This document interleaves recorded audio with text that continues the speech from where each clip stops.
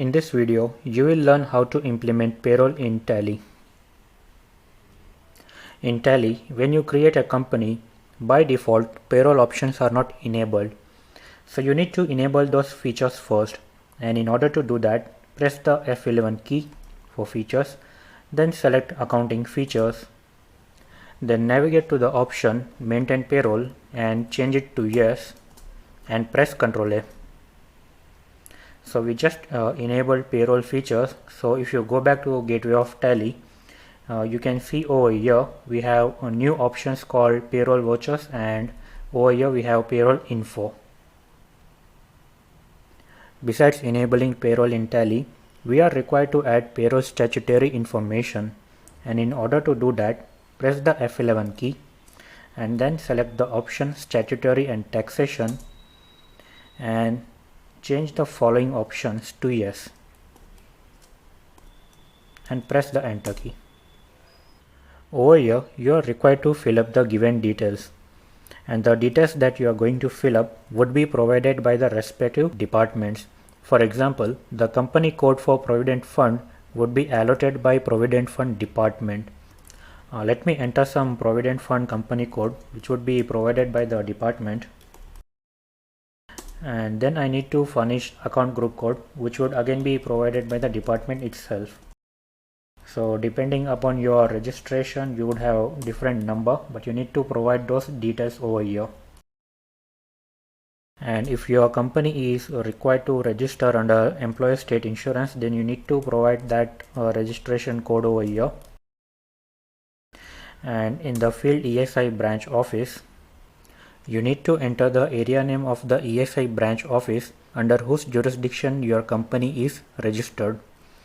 Suppose my ESI branch office where I got my registration is in Koramangala.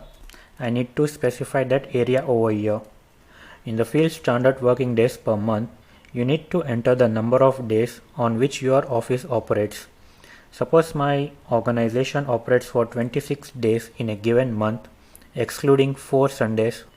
Or for example, suppose an organization also provides holiday on every alternate Saturday, then the number of working days would become 24 days. And the number of days that you enter would be considered for calculation of daily wages and monthly gross amount for ESI benefits.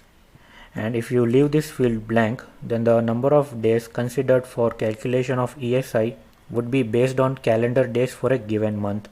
So for the month of January, the number of working days would be taken as 31 days, for February 28 days, and so on. For this example, I will leave it as 26 days and press the enter key. And if the company is registered for National Pension Scheme, then you would be provided with corporate registration number by Central Record Keeping Agency, and you need to specify that number over here, and also specify the corporate branch office number which would be allotted by the department.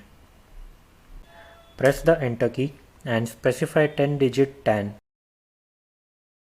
and specify the TAN registration number provided by the department. Now press the enter key and specify the income tax circle or ward where your company is associated, and press the enter key. And for the deductor type, if your organization is a government organization, then specify government. If it is private, specify others.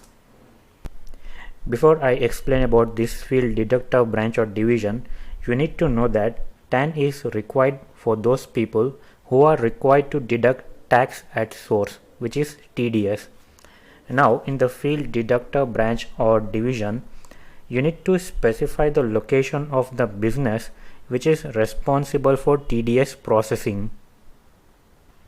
When a company applies for TAN, it can apply at organizational level, which means the entire organization will have single TAN number, or if it wishes to, then it can apply at branch level for TAN as well.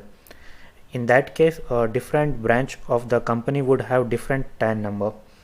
So over here you need to specify the name of the branch which is responsible for TDS collection or deduction.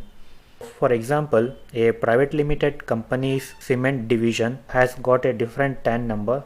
If that division is responsible for tax deduction, then you need to specify that division over here.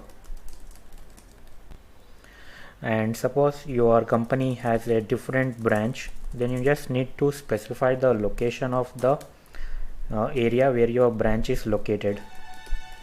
Assume that my organization branch is located in Koramangala and where all the TDS processing is taking place, then I need to specify that branch over here. Now in the field name of person responsible, you need to type the name of the person who is looking after TDS deduction. So assume that in my organization Mr. Rajesh is looking after TDS deduction, and enter the name of the father of the person who is responsible.